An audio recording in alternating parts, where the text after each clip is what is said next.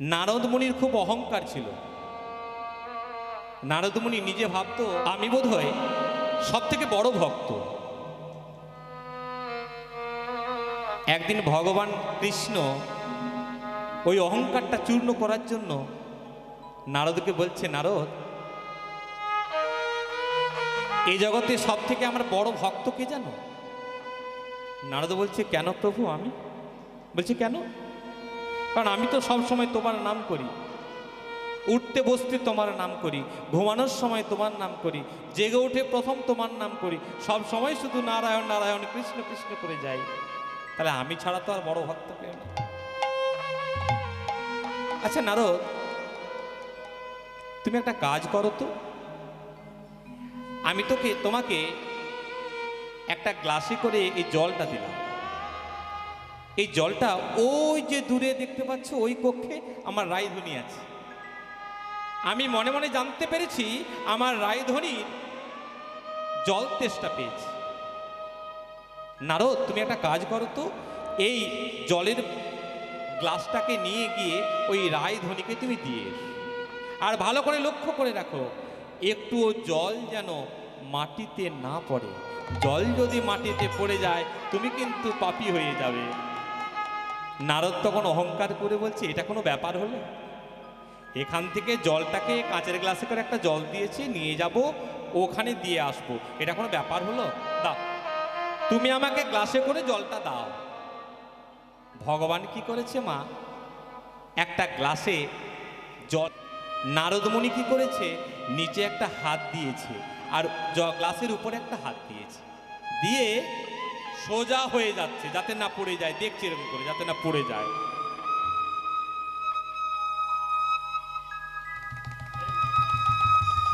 এইভাবে যাচ্ছে যাতে পড়ে না যায়। এরকম করে দেখে দেখে রায়ধনীর কাছে গিয়ে রায়ধনীকে জলের গ্লাসটা দিয়েছে, ফিরে এসেছে। এসে বলছে, সখা দিয়ে এসেছি, তুমি বলছিলে না, দেখো এই গ্লাস থেকে একটুও জল পড়েনি, আমি দিয়ে চলে এসেছি। ভগবান শ্রীকৃষ্ণ আমার বলছে, নারদ, তুমি যে এখান থেকে ওইখানে গেলে তুমি কবার আমার নাম করেছো?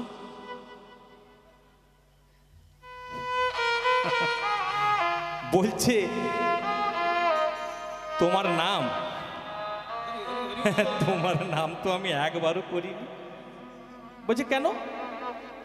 তুমি যে সব সময় আমার নাম করো, আর এইখান থেকে ওইটুকু রাস্তা গেলে তুমি আমার নাম করতে পারলে না। বলছে, প্রভু কি করে তোমার নাম করব যদি গ্লাস থেকে জলটা মাটিতে পড়ে যায়? বলছে, জানো নারদ, এই যত সংসারী ভক্ত দেখছো না, এরা সবাই সংসার ধর্ম করে, সবাই বাটনা বাটে, সবাই আলু কাটে, সবাই রান্না করে, কিন্তু রান্না করতে করতেও প্রত্যেকেই আমার নাম করে। তাই জানো, সব থেকে বড় ভক্তকে আমার এই সংসারী ভক্তরা। এই সমস্ত সংসারী ভক্ত, এরা হলো সব থেকে বড় ভক্ত। তাই সবাই নিতাই গৌর প্রেমানন্দে হরি হরি বল। তাহলে সংসারী ভক্তই হলো সব থেকে বড় ভক্ত। আর কি জানিস, ভগবানকে পেতে হলে বিয়ে করব না এটা নয়, ভগবানের চরণে বিশ্বাস রাখিস। শুধু বিশ্বাসটা রাখিস, বিয়ে কর বাবা, তোর কোনো চিন্তা নাই, শুধু ভগবানের চরণে বিশ্বাসটা রাখিস। বিশ্বাসটা রাখলেই তুই ভগবানকে পাবি, কারণ বিশ্বাস ছাড়া ভগবানকে পাওয়া যায় না। পাওয়া যায়? আপনি যদি বলেন আমি হরি নাম করব, ভগবান আমার কাছে আসবে, এটা আবার হয় নাকি? এই বিশ্বাসটা যদি না থাকে তাহলে হবে না, বিশ্বাসটা রাখতে হবে। একটা ছোট্ট গল্প বলবো এই সম্পর্কিত। একটা পুকুরে দুটো মাগুর মাছ থাকত, একজন নাস্তিক, একজন আস্তিক। ওই আস্তিক যে মাগুর মাছটা প্রত্যেক দিন হরি নাম করে, কৃষ্ণ নাম করে, আর নাস্তিক মাগুর মাছটা বলে, হ্যাঁ রে, তুই প্রত্যেক দিন এমন করে কৃষ্ণ নাম করিস, হরি নাম করিস কেন? বলছে, দেখ, ভগবানের চরণে বিশ্বাস রাখতে হয়, বিশ্বাস রাখলেই তাকে পাওয়া যায়। বলছে, কেন? একই পুকুরে রয়েছি, তুইও যা খাচ্ছিস আমিও তাই খাচ্ছি, তোকেও জেলে জালে ধরতে পারে না, জাল কেটে পালিয়ে আসিস, আমিও জাল কেটে পালিয়ে আসি, তাহলে তাহলে ভগবানের চরণে বিশ্বাস রেখে লাভটা কি? বলছে, দেখ, আমার বিশ্বাস আছে ভগবানই আমাকে রক্ষা করে, তো তুই বিশ্বাস করে দেখতে পারিস। বলছে, বলছিস? বলছে, হ্যাঁ, ঠিক আছে, তাহলে আজ থেকে বিশ্বাস করলাম ভগবান। মাগো, একদিন যেদিন শুরু করেছে ভগবানকে বিশ্বাস করা, হরিনাম করেছে, তার পরের দিন কি করেছে, একজন জেলে এসে দুটো মাছকেই ধরে নিয়েছে। আর যেই ধরে নিয়েছে, সঙ্গে সঙ্গে ওই নাস্তিক মাগুর মাছটা বলছে, দেখলি, এতদিন আমি ভগবানে বিশ্বাস করিনি, আমাকে জেলেরা ধরতেও পারে, যেই আজ থেকে বিশ্বাস করা শুরু করলাম, জেলের জালে দুজনেই পড়ে গেল। কি হলো? তখন নাস্তিক মাগুর মাছটা যখন এইভাবে বলছে, ওই আস্তিক যে ভগবানকে বিশ্বাস করে, সে বলছে, দেখ, ভগবানের চরণে বিশ্বাস রাখ, হবে। বলে, হ্যাঁ, এক্ষুনি নিয়ে যাবে, ওই বটিতে কাটবে, এখনো বিশ্বাস রাখ, বিশ্বাস রাখ। জেলে কি করেছে, দুটো মাগুর মাছকে বাড়িতে নিয়ে গেছে। বাড়িতে নিয়ে গিয়ে বউকে বলছে, শোনো, আজকে দুটো বেশ হাইব্রিড মাগুর মাছ পেয়েছি, এই দুটোকে তুমি ভালো করে কেটে আমার জন্য ঝোল করে রাখো। ওই নাস্তিক মাগুর মাছটা বলছে, শুনতে পাচ্ছিস কি বলছে? হ্যাঁ, শুনতে পাচ্ছিস? তোর হরিনামের কি গুণ? হ্যাঁ, বলছে, বিশ্বাস রাখ না, ভগবানের চরণে বিশ্বাস রাখ। বলে, তুই কথাটা শুনতে পেলি না, এখনো বলছিস বিশ্বাস রাখ? সেই জেলের বউ কি করেছে, একটা বেশ বড় একটা বঁটি নিয়ে এসছে। হাইব্রিড মাগুর মাছ তো কাটতে হবে তো নাকি, বড় একটা বঁটি নিয়ে এসছে। নাস্তিক মাগুর মাছটা বলছে, কি রে, ওইটা দেখতে পাচ্ছিস কত বড় বঁটিটা নিয়ে এসছে? তো বঁটিটা নিয়ে এসছে, বলছে, দেখ, ভগবানের চরণে বিশ্বাস রাখ। বলছে, তুই বঁটিটার দিকে তাকিয়ে বলছিস ভগবানের চরণে বিশ্বাস রাখ? হ্যাঁ, ওই দেখেছিস একটু পাঁচ নিয়ে এসছে মামা, ছাই নিয়ে এসছে, ছাই দিয়ে ভালো করে দুজনকে মাখিয়েছে।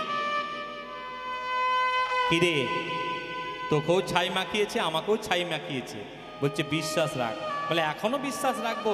ছাই মাখিয়েছে, এবার আগে তুলবে, দিয়ে কাটবে।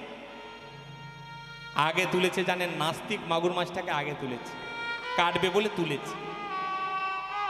সে তখন বলছে, কিরে, তোর কথা শুনে আমি হরিনাম করতে শুরু করলাম আজকেই, ভগবানকে বিশ্বাস করতে শুরু করলাম আজকেই, আর আমার কি পরিণতি দেখছিস?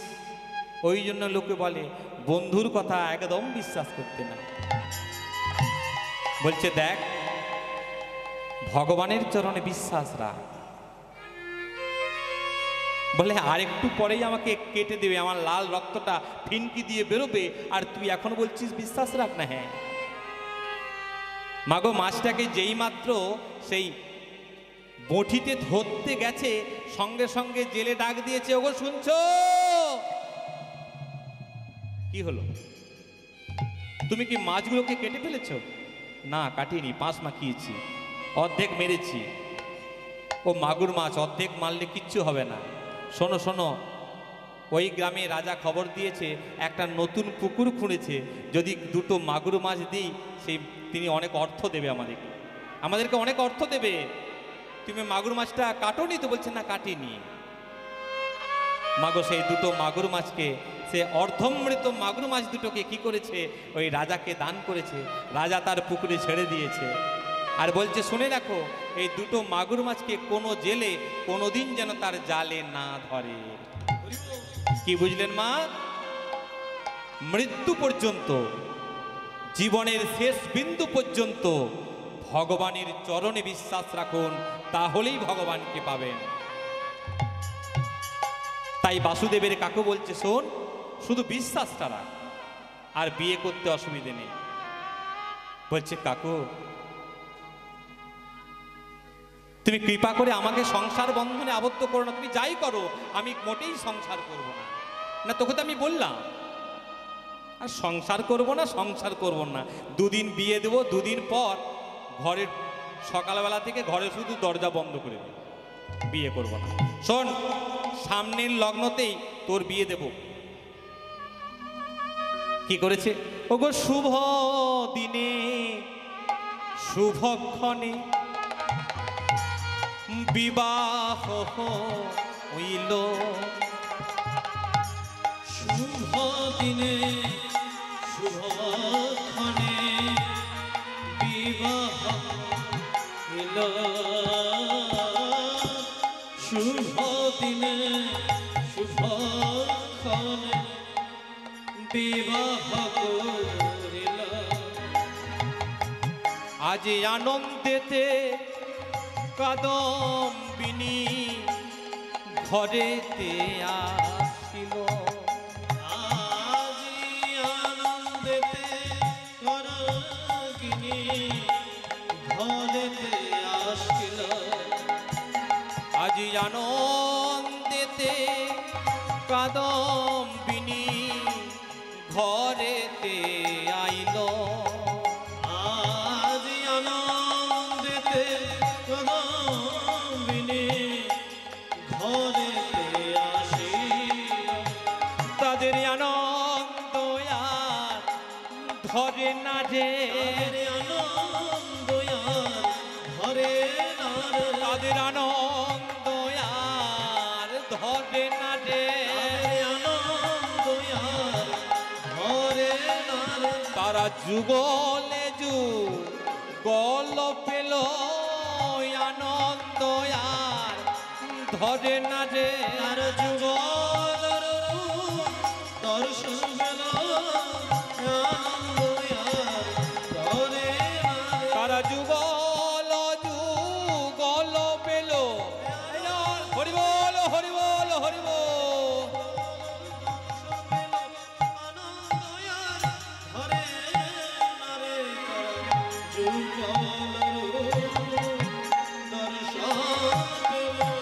তারা বাসুদেব আমার বিয়ে করেছে গো। ও মায়েরা, বাসুদেবের বিয়ে হলো, এত সুন্দর কাদম্বিনী বাড়িতে এলো। বিয়ে হলে উলুধ্বনি দেয় না? একবার সকলে মিলে উলুধ্বনি দিন, গৌর গোবিন্দ কি। বাহ, খুব সুন্দর।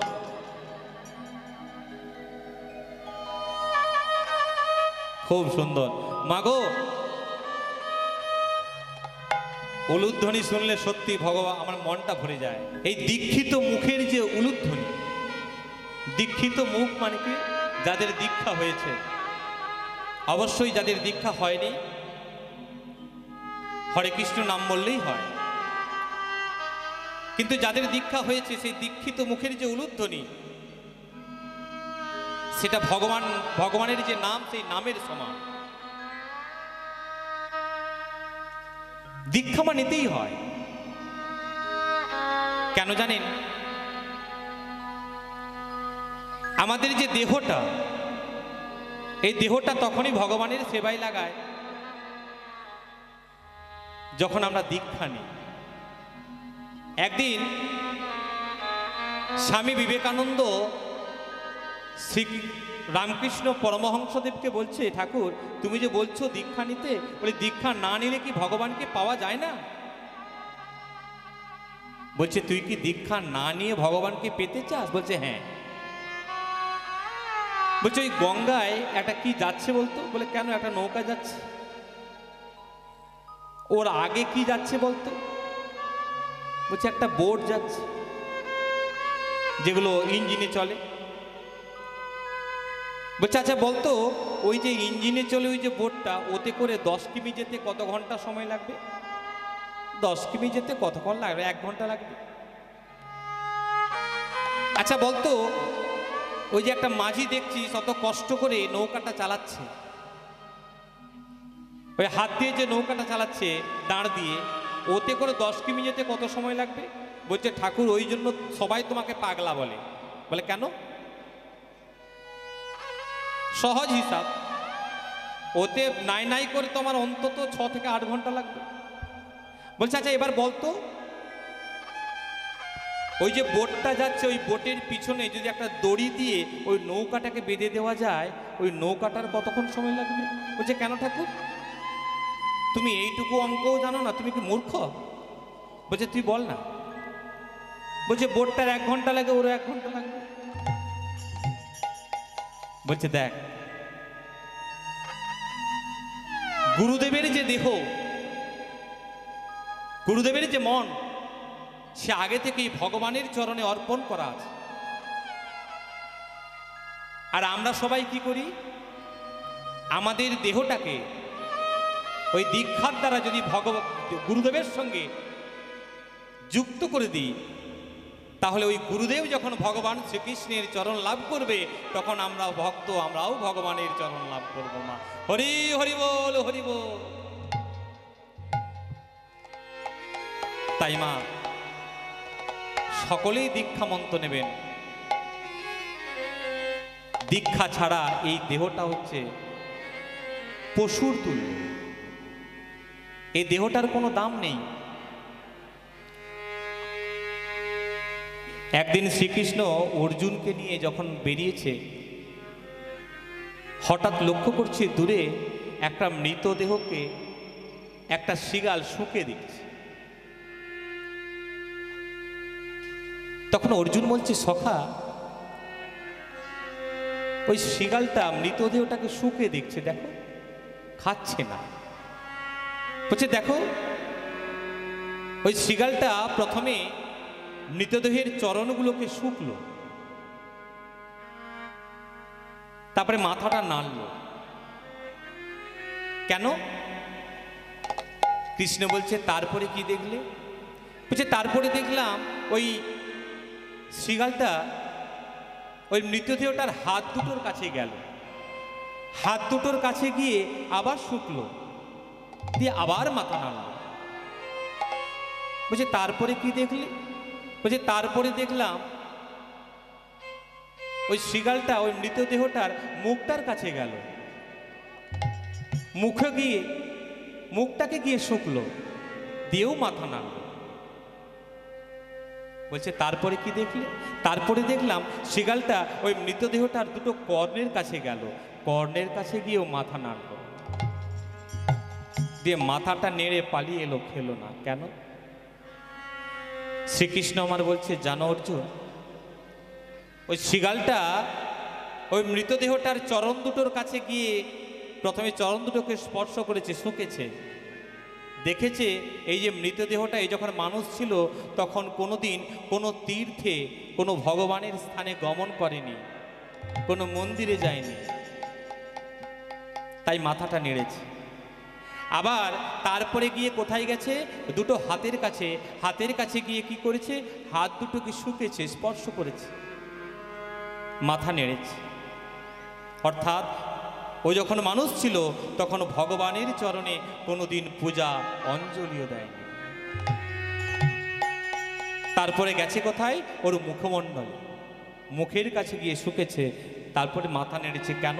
কোনোদিন ওই মানুষটা বেঁচে থাকা অবস্থায় ভগবানের নাম, কৃষ্ণ নাম, হরি নাম কোনোদিন বদনে বলেনি। তারপরে গেছে কর্ণে, কানে গিয়ে শুকেছে মা, কর্ণে গিয়ে শুকেছে, তারপর মাথা নেড়েছে। বলছে কেন? বলছে ওর কর্ণে গুরুদেব দীক্ষামন্ত্র প্রদান করেনি। আর যখন দেখেছে সে ভগবানের স্থানে যায়নি, ভগবানের চরণে অঞ্জলি দেয়নি, মুখে হরিনাম বলেনি, আর কর্ণে দীক্ষামন্ত্র গ্রহণও করেনি, সেই মৃতদেহটা কোনোদিন খাওয়া যায় না। তাই চলে এসেছে মা। তাই সকলেই দীক্ষামন্ত্র নেবেন। আসি আমার লীলার কথায়। বাসুদেবের বিয়ে হয়েছে, ক্রমে দিনে দিনে বড় হয়েছে, আর বড় হওয়ার পর বাসুদেবের ছেলে হয়েছে মা। তাদের খুব আনন্দ, মনে আনন্দ আর ধরে না, ছোট্ট ছেলেকে নিয়ে মানুষ করে, ভুলে গেছে ভগবানের কথা। ঠিক যেমন আমাদের সংসারে হয়, ভগবানের কথা ভুলে গেছে। ভগবানের কথা ভুলে গিয়ে কি করেছে? ওগো আনন্দেতে দিন কাটে বাসুদেব ঘোষে। আহাই আনন্দেতে দিন কাটে বাসু কাদম্বিনী।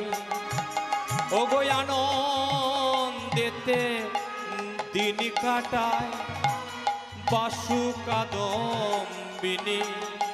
আহাই আনন্দেতে দিন কাটায় বাসু কাদম্বিনী।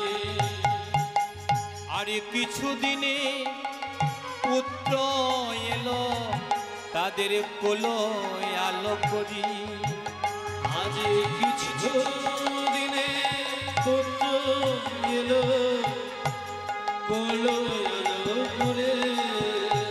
তাদের আনন্দ আর ধরে না রে। তাদের আনন্দ আর ধরে না রে। আরে পুত্র এলো কলি আলো করে আনন্দ আর ধরে না রে। পুত্র এলো তো আলো করে আনন্দ আর ধরে না রে। তাদের পুত্র এলো কলি আলো করে। হরি বল হরি বল হরি বল হরি বল।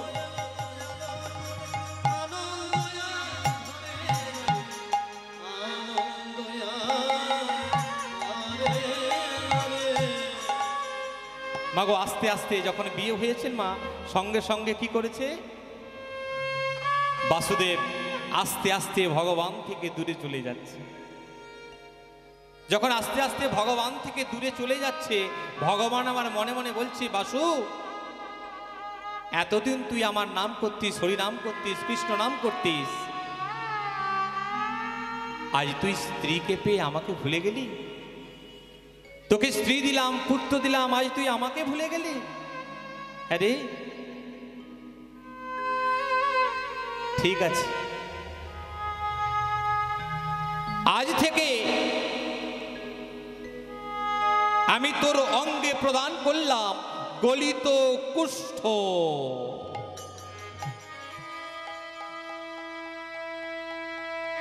কিছুদিনের মধ্যে কি হলো জানেন মা বাসুদেবের গায়ে বড় বড় ফোঁড়া দেখা দিল।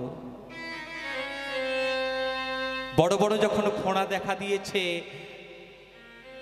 ছেলে তখন মায়ের সঙ্গে কথা বলছে জানো মা বাবার সঙ্গে একই ঘরে আর থাকা যায় না। তুমি তো জানো কুষ্ঠরোগ কত ছোঁয়াছে। দেখুন মা এত কষ্ট করে মাথার ঘাম পায়ে ফেলে ছেলে মানুষ করছে সেই ছেলে বড় হয়ে বলছে বাবার সঙ্গে থাকা যায় না। আমাদের কলিকালেও এমন হয় এখনো এমন হয়। বাসুদেবের তো নাই কুষ্ঠ হয়েছে কিন্তু সুস্থ সবল থাকতে থাকতে আমরা আমাদের পিতামাতাকে সেই রূপ দেখি না সেই রূপ ভালোবাসি না মা। দেখুন কীর্তন এমন একটা জায়গা ভগবানের নাম শুনবো অবশ্যই ভগবানের লীলা আস্বাদন করব কিন্তু শুধু লীলা আস্বাদন করাই নয় শ্রীকৃষ্ণ যে লীলাটা করে গেছেন কার জন্য করে গেছেন তিনি আমাদের জন্য করে গেছেন ভক্তদেরকে শেখানোর জন্য করে গেছেন। লীলা থেকে আমাদের শিক্ষণীয় বিষয়টা নিতে হবে শিক্ষণীয় বিষয়গুলো আমাদের নিলে তবে আমাদের জীবনটা শুদ্ধ হবে। আর শিক্ষণীয় বিষয়টা যদি না নিই তাহলে লীলার কোনো মাহাত্ম্য থাকবে না। আমরাও আমাদের বাবা মাকে সেরূপ ভালোবাসি না অথচ বাবা মা কত কষ্ট করে আমাদের মানুষ করেন। মাগো একটা জায়গায় কীর্তন করতে গেছি যে যেখানে থাকতে দিয়েছে তার পাশে আমাদেরকে যখন পাশে থাকতে দিয়েছে হঠাৎ রাত্রেবেলায় শুনতে পাচ্ছি একটা বাড়ি থেকে কান্নার আওয়াজ। যখন কান্নার আওয়াজ শুনতে পাচ্ছি তখন আমরা সবাই রাত্রেবেলা উঠে গেছি দেখছি দ্বার বন্ধ আছে একটা ছেলে তার মাকে মারছে। দরজাটা বন্ধ আছে, আমরা দরজাটা খুললাম, কি ব্যাপার? বলছে ও কিছু নয়, বলছে ও কিছু নয়। মাকে সঙ্গে সঙ্গে আমরা বললাম কিছু নয় মানে আপনাকে মারছে তো। তখন বলছে আপনারা জানেন তো আমার ছেলে রাত্রিবেলায় বাইরে থেকে কি যেন খেয়ে আসে, খেয়ে আমাকে মারধর করে, কিন্তু কি জানেন সকালবেলায় যখন আমার কোলে ওই আমার ছেলেটা, অত বড় ছেলেটা বসে আমাকে জড়িয়ে ধরে বলে মা গো কালকে তোমাকে খুব মেরেছি বলো মা, যখন অন্তর দিয়ে কাঁদে না তখন আমার বুকটা ভরে যায়। এই হলো মা। তো যখন গলিত কুষ্ঠ প্রদান করেছে তখন মনে পড়েছে বাসুদেবের ভগবানকে। বাসুদেব কি করে ওই ভগবানের চরণে বসে শুধু বলে হে ভগবান তুমি যে আমার মানব জন্ম দিয়েছ, আমি ভুলে গেছিলাম তোমার কথা। দেখো আজ যখন তুমি আমায় কুষ্ঠ প্রদান করেছো তখন তোমাকে আমার মনে পড়েছে। ভগবানের চরণে বসে গান করে, কি বলে? কৃষ্ণ কৃষ্ণ শুধু শ্রী কৃষ্ণ, কৃষ্ণ বিনা কিছু না, কৃষ্ণ নাম সুধা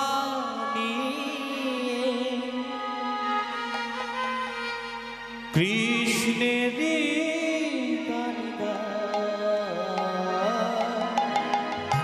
কৃষ্ণের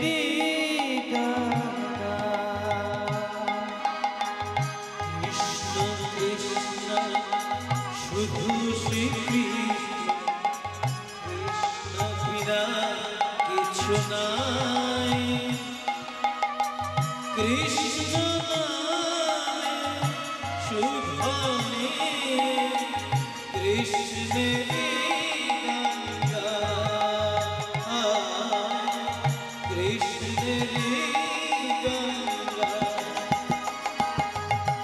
কৃষ্ণ কৃষ্ণ শুধু শ্রী কৃষ্ণ, কৃষ্ণ বিনা কিছু না,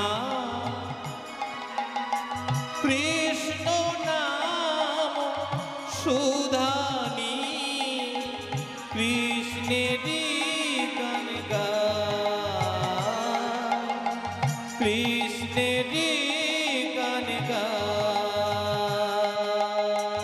কৃষ্ণ কৃষ্ণ শুধু শ্রী কৃষ্ণ, কৃষ্ণ বিনা কিছু নাই, কৃষ্ণ নামে শুভানে কৃষ্ণের গান গায়, কৃষ্ণের গান গায়। সবাই মিলে একসঙ্গে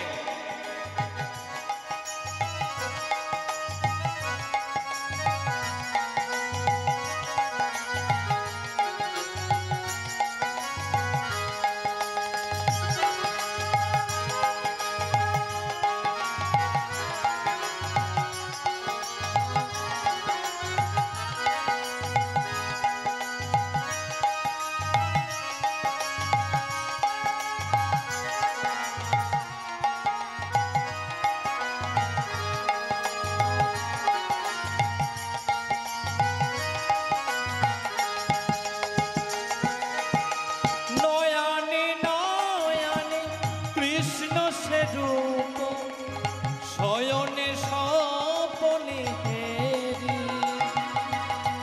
নিশীথ চন্দ্রে প্রভাত সূর্যে বাজিছে তার বাঁশরি, বাজিছে তার বাঁশরি। নয়নে নয়নে রূপ শয়নে স্বপনে হেরি, নিশীথ চন্দ্রে প্রভাত সূর্যে বাজিছে তার বাঁশরি, বাজিছে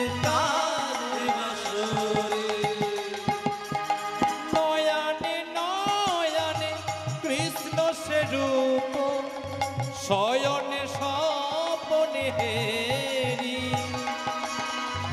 নিশিত চন্দ্রে প্রভাত সূর্যে বাজিছে তার বাঁশরি, বাজিছে তার বাঁশরি। নয়নে নয়নে সমনে সমনে জগিত সে গেল ভরে, তৃষিত সন্ধ্যায় প্রভাত সূর্যে বাজিছে তার বাঁশরি, বাজিছে তার বাঁশরি। সকলে মিলে একসঙ্গে কৃষ্ণ কৃষ্ণ শুধু শ্রী কৃষ্ণ, কৃষ্ণ বিনা কিছু না। কৃষ্ণ নাম সুধা নিয়ে কৃষ্ণেরই গান গায়, কৃষ্ণেরই গান গায়। কৃষ্ণ কৃষ্ণ শুধু শ্রী কৃষ্ণ, কৃষ্ণ বিনা কিছু নাই।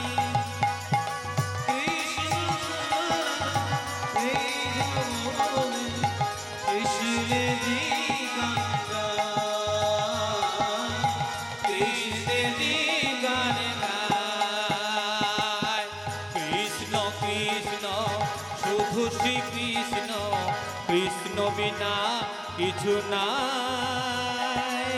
কৃষ্ণ নাম সুধা নিয়ে কৃষ্ণেরই গান গায়। কৃষ্ণ নাম করে হরি নাম করে বাসুদেব। যখন বাসুদেব এইভাবে হরি নাম করে, কৃষ্ণ নাম করে, আমাদের মনে হয় নিজেদের যে ভগবানকে ডেকে কি লাভ, যে ভগবানকে ডাকলো তারই অঙ্গে কি হলো, কুষ্ঠ রোগ হলো। ভগবানকে ডাকলেই বোধ হয় বেশি কষ্ট হয়, দুঃখ হয়। হ্যাঁ হয়। কেন হয়? যে ভগবানকে ডাকে তারই বেশি কষ্ট। কেন কষ্ট? ভগবান আমার বললেন, যারা আমাকে ডাকে আমি তাদেরকে কষ্ট দিই, তাদেরকে সমস্ত পাপ স্খলন করিয়ে আমি আমার কাছে নিয়ে নিই। একদিন নটি বিনোদিনী কি করেছে জানে? সাহেবের পোশাকটা পরেছে, সাহেবের পোশাক পরে শ্রী রামকৃষ্ণ পরমহংসদেবের শেষ দিনে, শেষ সময়ে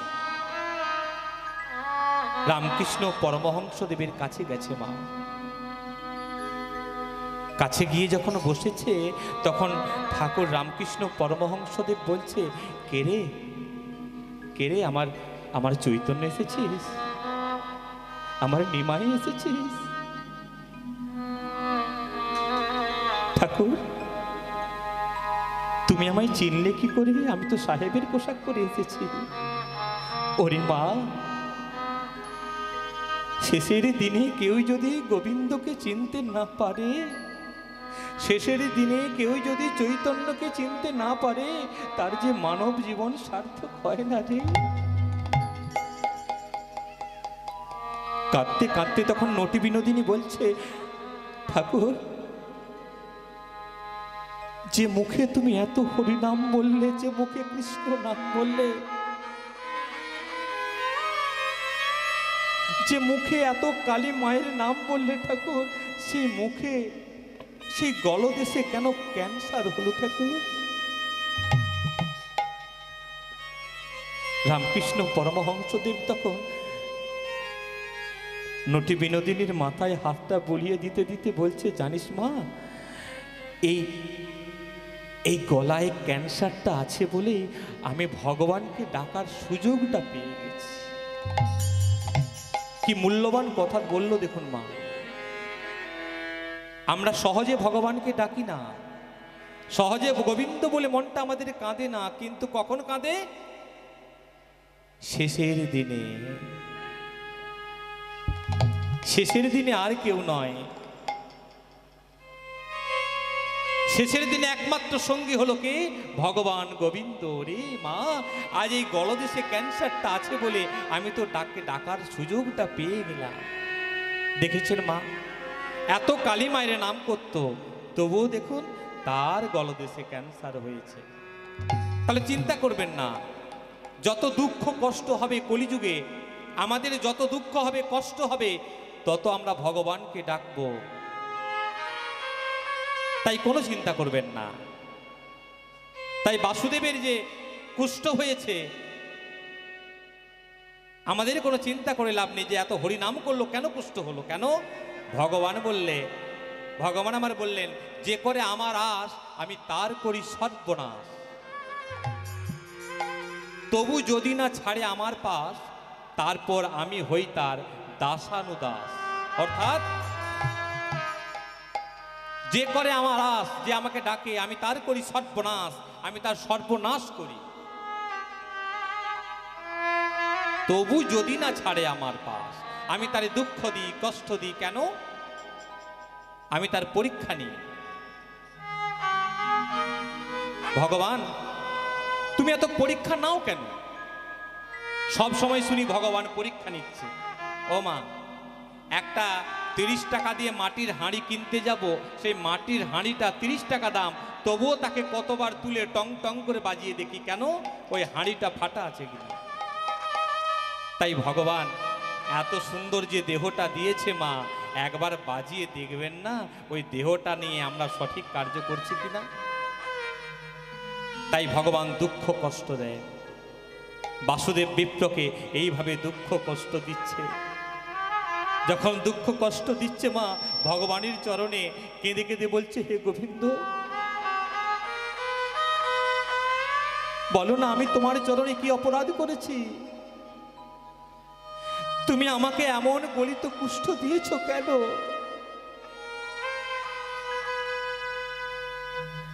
পরের দিন কি হলো জানেন? তার ছেলে কি করেছে, তাকে পাশের একটা পর্ণ কুটির তৈরি করেছে, তালপাতার একটা কুটির তৈরি করেছে। তালপাতার কুটির তৈরি করে সেখানে তার বাবাকে টেনে নিয়ে যেয়ে রেখেছে। কেন? বাবার কুষ্ঠ হয়েছে, মার ছেলেতে তার সঙ্গে থাকবে না। কোনোদিন খেতে পায় মা, কোনোদিন খেতে পায় না। কৃপা করো ভগবান, দয়া করো ভগবান, কৃপা করো ভগবান, দয়া করো ভগবান। একবার কৃপা করো ভগবান, দয়া করো ভগবান, কৃপা করো ভগবান, একবার দয়া করো ভগবান। ভগবান কৃপাময়, ভগবান দয়াময়, কৃপা করো ভগবান, একবার দয়া করো ভগবান। ভগবান কৃপা করো ভগবান।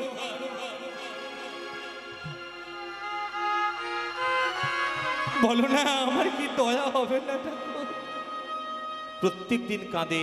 ওই তালপাতার কুটিরের উপর থেকে তার ছেলে কি করে, একটা বাটিয়ে করে খাবার নিয়ে ছুঁড়ে ফেলে দেয়। কখনো কখনো এক কুকুরে কি করে, কুকুরে এসে খাবারটাকে মা খেয়ে নেয়। নিজে খেতে পায় না মা, অঝোর নয়নে কাঁদে। ছেলের মুখটাকে দেখতে পায় না।